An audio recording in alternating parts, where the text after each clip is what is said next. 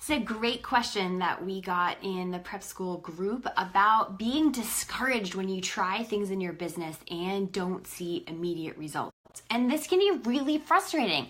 So you try something new, full of excitement, ready to build your business, and maybe it's be of service or guest post or who knows what, and you do it all excited and nothing happens. Not your business doesn't grow, you don't get any clients, your list doesn't grow, maybe everything even goes backwards and you think, oh, this is not gonna work. And it can get really frustrating because at the beginning when you're building your business, a lot of things don't go right. But here's the thing, being okay with things not working is essential if you want to create success in your business. Now, I am not a big fan of people who say, you fail your way to success or, embrace failure. I kind of don't really like that, but it's kind of true. In order for us to get where we want to go, we have to do stuff. And when we do stuff, it might not work. That guest post might not get you new subscribers, or that Facebook Live might not have any viewers, or the client might say no.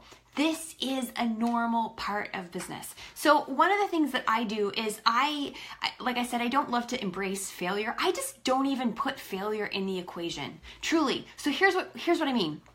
When you're trying something new in your business, this is how I try something new in my business. I think, okay, I'm going to do this thing, and I sit down and I think about, okay, given the knowledge I have right now, what is the best way I know how to do this thing?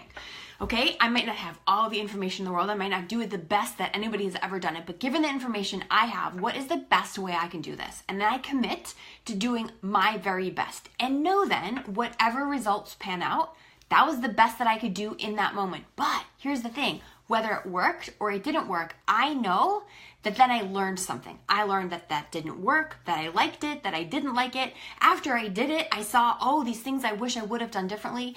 This is the key. So I don't call it a failure, and it's not to act all enlightened. I just don't even use the words. I don't have to entertain like that I have to fail my way to success. I just did something and I learned from it. One of the ways that I like to think about this is I call it experimentation. So you may not know, but I have an engineering degree. I don't have a business or marketing degree. I have an engineering degree, and I worked as an engineer. Right out of college, my first job was working as an engineer. And one of the things I did as an engineer was run experiments, like truly, like statistical analyzed fancy pants experiments where I said, okay, I want to achieve this result and I don't know how that result will work, but here are all the knobs and all the parameters I can turn, and I'm going to run an experiment where each one of these, it would get really weird to explain what I did in my job, but where I had 25 tests. I did these 25 mini tests, and then I would look at the results of those 25 tests. And sometimes one of those 25 was right. Sometimes none of them were right. But what it did then was say, okay, if I'm in this direction, these 17 through 20 were in the right ballpark. So then I designed a new experiment using the parameters that were in the ballpark of, test 17 to 20.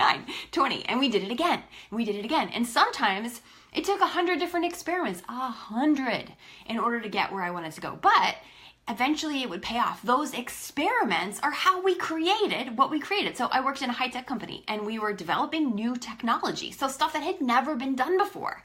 So of course the way we're going to get there is to make mistakes. We are going to we experimented our way to mistakes. We experimented our way to patents. Like I have a couple technology patents based on these experimentation. So that really drilled into me that it wasn't about a failure. When the experiment didn't work, it wasn't a big deal.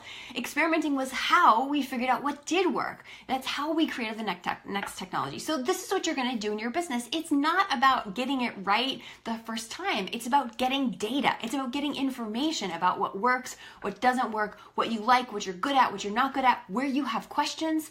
And sometimes this requires outside perspective. This is one of the things I love to do for my clients. They will go out and say, follow through on a client getting activity. Maybe that would be guest posting it, and they'll be like, Jenny, I just posted my guest post and I got no new subscribers. I'd be like, awesome, tell me where you guest posted. They will show me the guest post, and then I'll start asking them questions. Did you check this? Did you do this? Blah, blah, blah. And we go through the list of criteria of what makes a successful guest post. And a lot of times I can help them pinpoint the few things that they missed, which is the whole reason why they didn't get all the subscribers that they wanted, that they were hoping for from that guest post. But they didn't know. And so it's not about making them wrong, but about helping them see, right, okay, this is what it was like to guest post, and this was the result I got, but this was the result I wanted, and then really troubleshooting how to do it differently next time.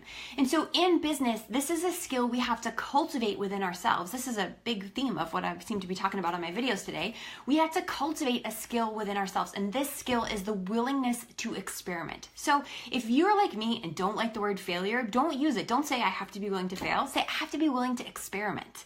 Because when you experiment, there's nothing wrong on the other end. There's no good or bad. There is various degrees of did and didn't work with information to take your next step forward. So feel really strongly about this, because so often we feel like we either have to get it right or we're a total failure and we're doomed forever. And that's just such black or white thinking that is not going to serve you in your business. Instead, we have to learn to take action and learn from it and see what happens. Go into it with let's see what happens. Let's see how this goes. So that's what I'm doing right now with prep school. So if you're in prep school, you've probably noticed, maybe not, we've never done this before. I've never done this 2-month free training leading up to a whole then month-long free workshop. I've never done this. I thought, let's do it. This sounds like a fun idea. Let's see what happens. We've made some mistakes. Some technology is broken. Some things have worked out amazing. Some things we would do differently next time, but it's all information. Okay, good to know. We had this idea, we followed through, we made a plan, and now we look at what it did for us or didn't do for us, and we just take this information and use this information next time to do things differently in our business. So it's not about failure. It's not about getting it right. It's about being willing to take action and experiment and see what happens. Get curious. That kind of mindset is going to allow you to take action on anything. All right, if you want to read more about this, the scientist's mindset, I call it, there's a bunch of links above that should help you a ton in cultivating this new way of thinking about your business, because it's a game changer. All right.